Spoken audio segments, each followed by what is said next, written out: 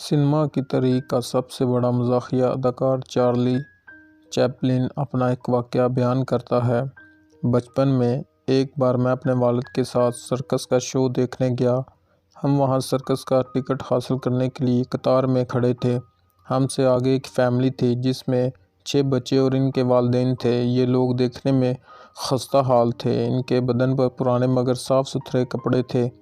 بچے بہت خوش تھے اور سرکس کے بارے میں باتیں کر رہے تھے۔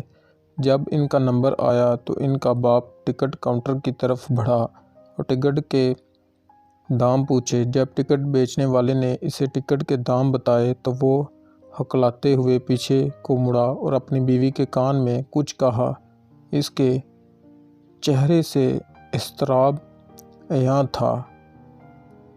تبھی میں نے اپنے والد کو دیکھا کہ انہوں نے اپنی جیب سے $20 کا نوٹ نکالا، اسے زمین پر پھینکا، پھر جھک کر اسے اٹھایا اور اس شخص کے کندھے پر ہاتھ رکھتے ہوئے کہا، جناب آپ کے پیسے گر گئے ہیں، لے لیں۔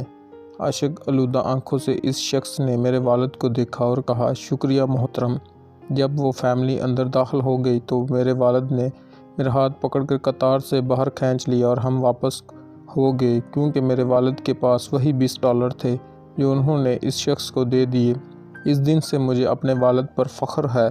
وہ منظر میری زندگی کا سب سے خوبصورت شو تھا، اس شو سے بھی زیادہ جو ہم اس دنیا سرکس میں نہیں دیکھ سکے، اور تبھی سے میرا یہ ماننا ہے کہ تربیت کا تعلق عملی نمونے سے ہے، مخلص کتاب نظریات سے نہیں۔ تھینک یو گائز، ملتے ہیں نیکسٹ ویڈیو میں، تب تک کے لیے۔